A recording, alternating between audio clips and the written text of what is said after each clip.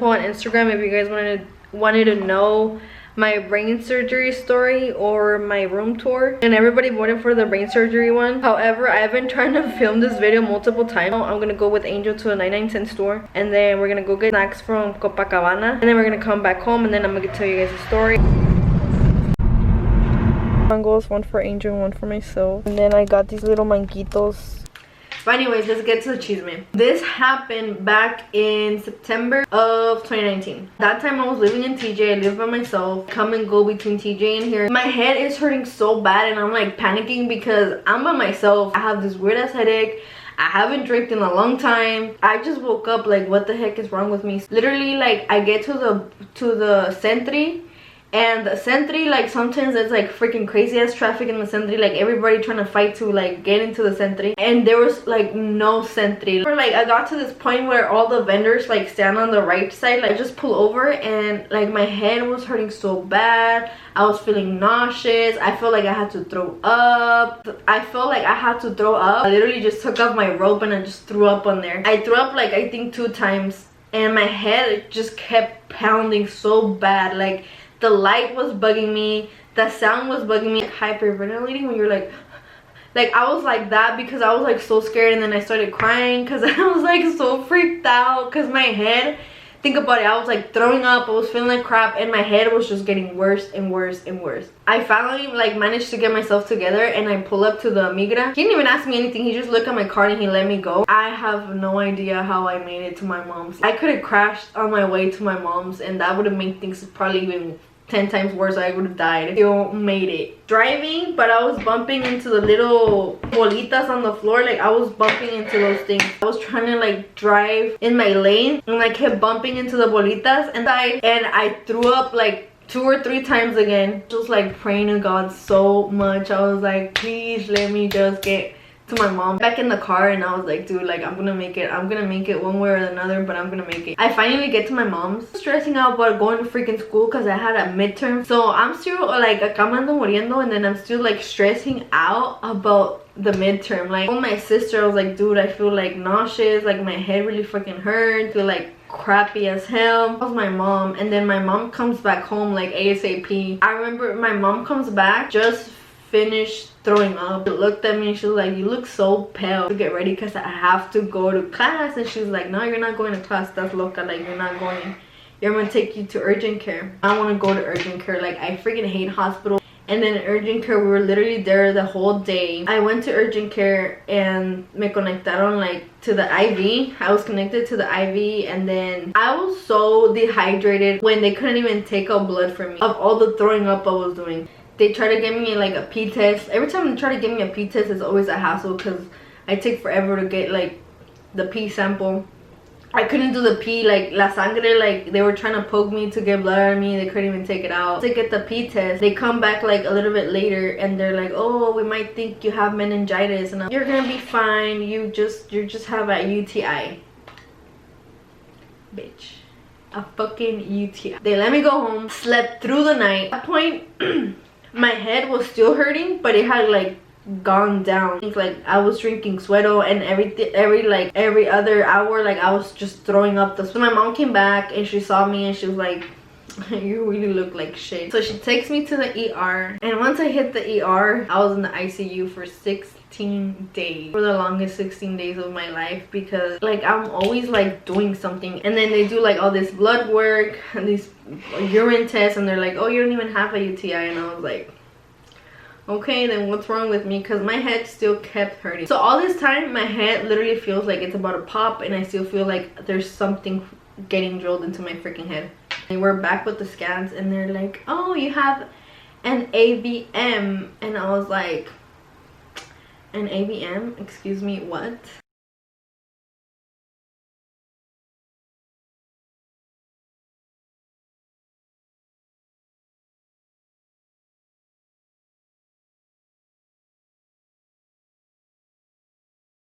Well, basically you have a brain bleeding.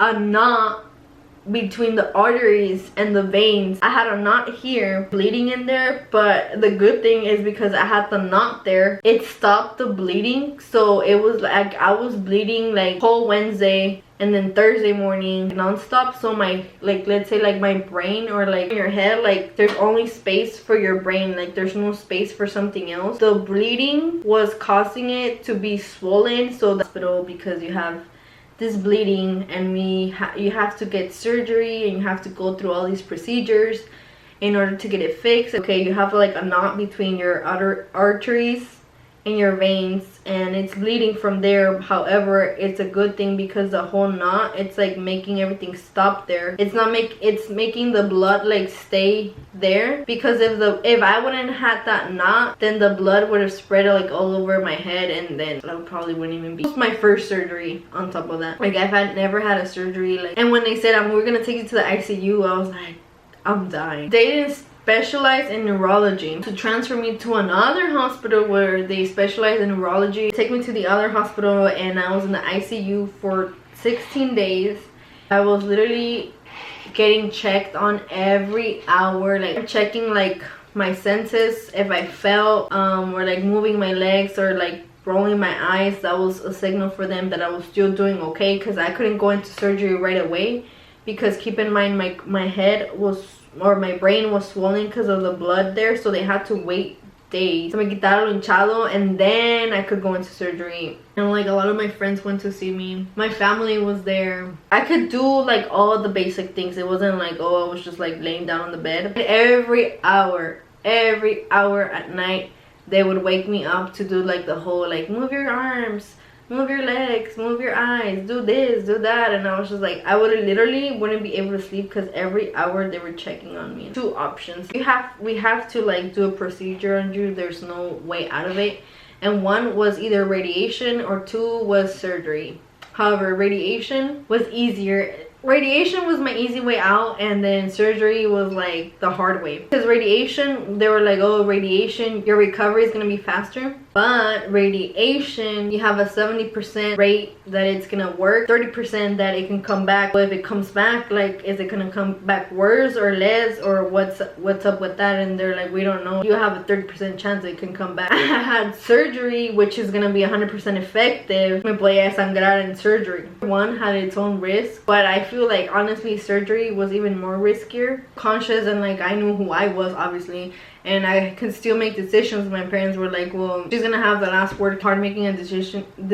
I can go through the radiation and be like out of it quick, but then there's like a chance it can come back, or I can go through the surgery risking that I freaking bleed out, and the recovery was longer. It was way more effective than radiation. So I was like, you know what, just like open me up and do your thing, because I'm not risking it. I never had a headache in my life that hurts that bad. Like, I would never like wish it to anybody.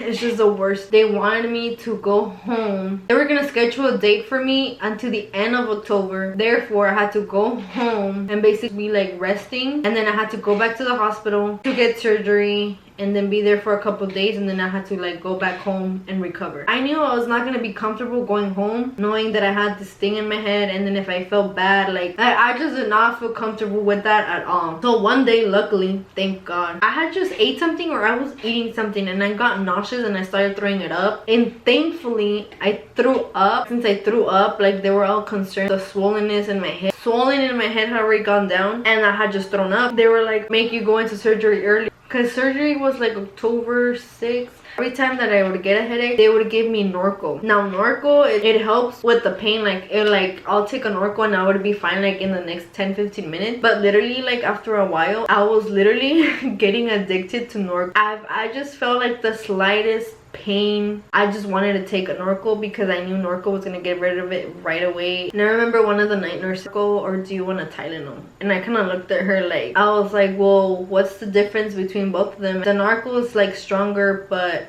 it's gonna work faster. However, the Tylenol is gonna do the same thing, but it's gonna take a little bit longer. And at that point, I already felt like my body was just, every day was like, oh, the Norco, the Norco, the Norco. It would just get rid of the pain. I feel like so relaxed. Tylenol's like, Tylenol's not even gonna do crap. Okay, I'll try the Tylenol for today. Try the Tylenol, and I remember it took like longer for it to feel like it was working. but it got the job done. So afterwards that I saw the Tylenol had the same effect as the Norco, but it would just take longer, I was like, girl, you gotta start taking the Tylenol, because the minute you go back home and your head starts hurting, they're not gonna give you Norco. Because I feel like I was getting hooked on Norco, and I feel like at that point I was like, oh, now I get it, like when people get addicted to like a certain drug because of the effect that it has. And I'm not a drug addict. I felt at that point I could relate to people that are addicted to drugs, because I felt like I was getting like, oh, I just need the Norco like every day for me to feel like at ease. Somebody came in, they're like, oh, do you want a pill? I'll be like, oh, can you just give me Tylenol? And then they'll give me Tylenol. They had me on hella laxatives. I don't even know how many laxatives I had. I don't even think I had that many laxatives in my life. But the thing was that I was having Norco like literally every day, multiple times in the day. So Norco was like really strong itself. It was just a combination of all the other medication they were giving me. I just could not go to the bathroom. Like I could not go to the bathroom, and they were like, you have to go to the bathroom. Finally, like I finally went. Surgery day. Actually no, there was like 2 things before surgery day.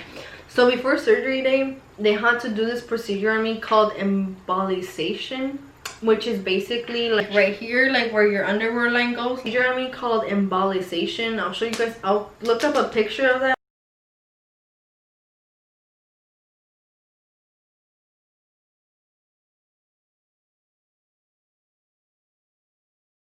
They did embolization because that was like preparing me for surgery. So basically they first did my right leg, and then they did my left leg. Cut you open like right here where I showed you guys, like a little tiny hole. It's like a little tube that goes like from here. I think this is called the ingle. It goes like up here, and then that tubo would go all the way up to my head, and then it'll spray a little paint thing. It'll spray like a little tinta, and then it will tell them like, oh, this is where the knot in the blood is. So I had it right here. It will spray like a glue for it to like stay there. It will spray the tinta to tell them where the problem was, and then the glue, so it would just like stay there. A couple of days later they did my left side, and then on my left side they just went up to my shoulder and move or get up from the bed like for 4 hours, because I could bleed out from there, because they were like metiendo el tubo por un artery.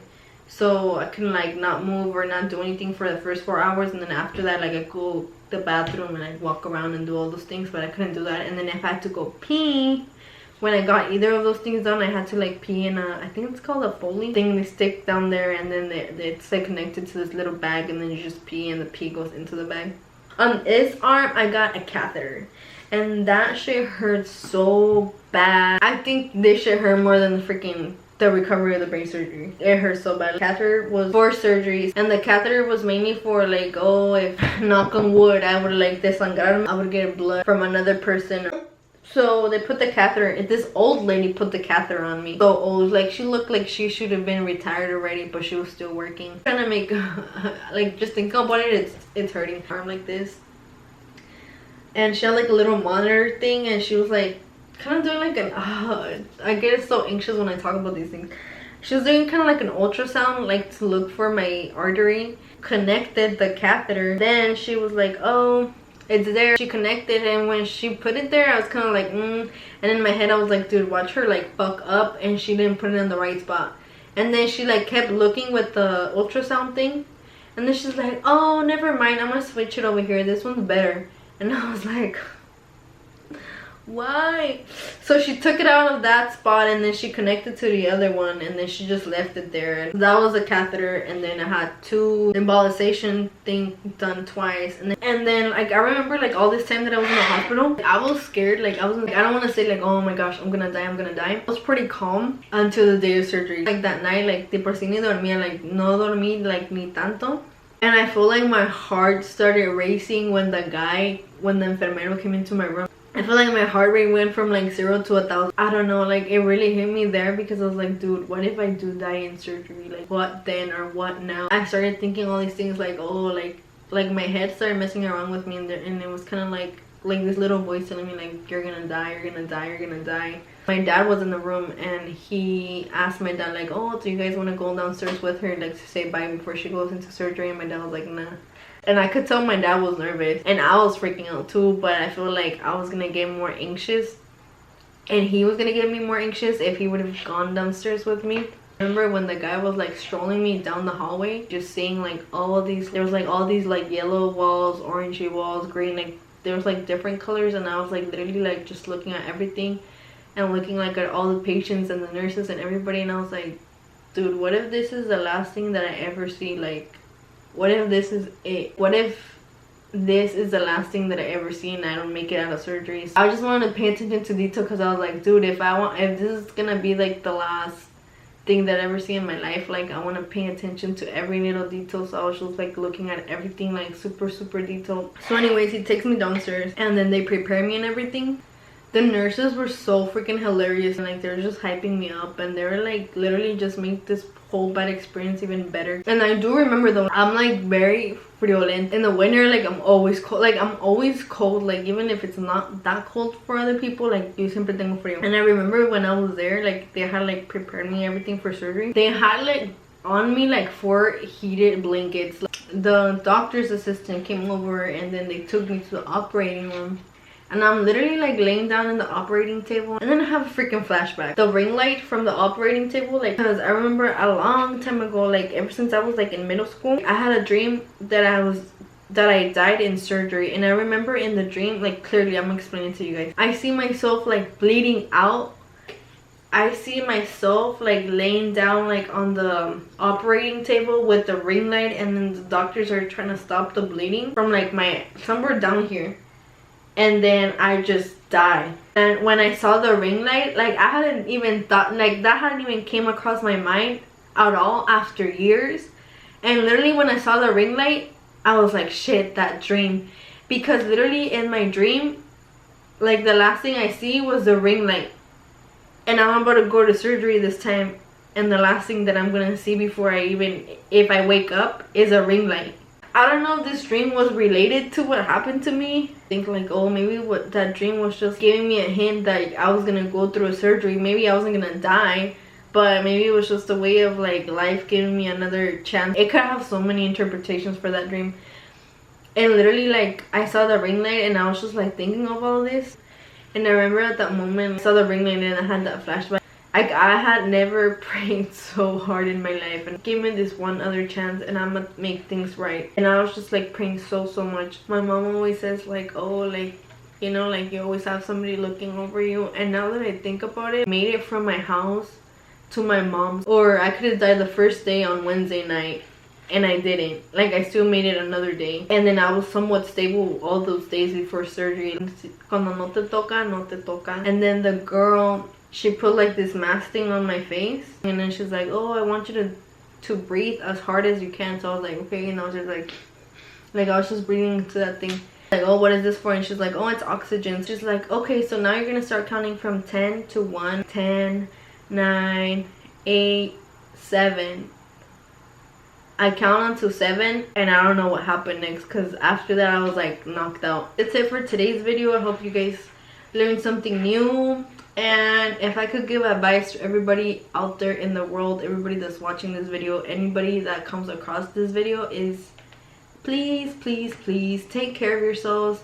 And if you ever feel like, oh, I have a headache, or oh, I have this, or oh, I don't feel good about this, don't get yourselves checked. Because honestly, like before this, I always had headaches. A lot of people go through this, but we don't know what's the cause of it. Like it could be stress, not sure what even causes it. And the thing with me, then how did I get this thing? They concluded that I was born with this thing in my head, not the brain bleeding. When it popped, the brain bleeding thing came along. They're like, you're most likely born with it. They concluded that most likely I was born with the AVM, which is an arteriovenous malformation. A lot of people are born with it or get it, like if they have trauma or something, but nothing ever happens to them. Like they'll die and they'll never know they had it.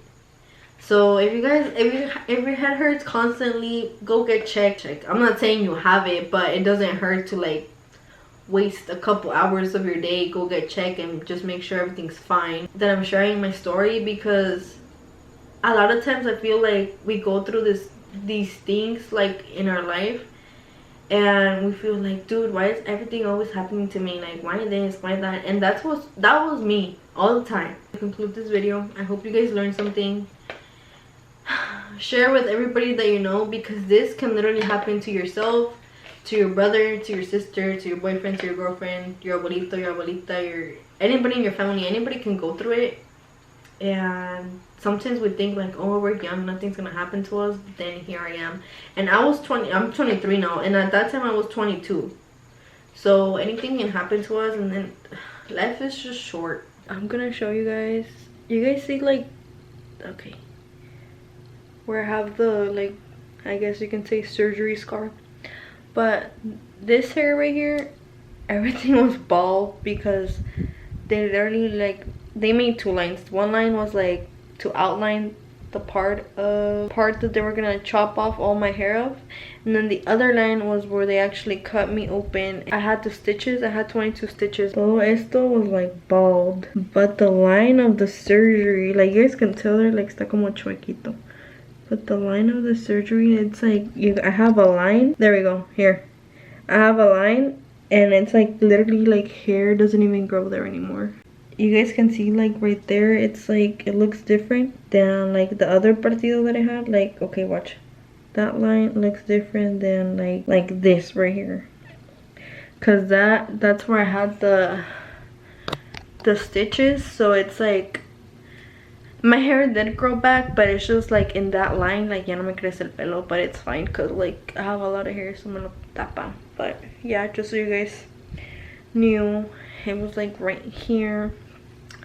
And I actually have a picture from when I was in the hospital, and I had just gotten out of surgery, so I'll put that picture in the video as well. Okay.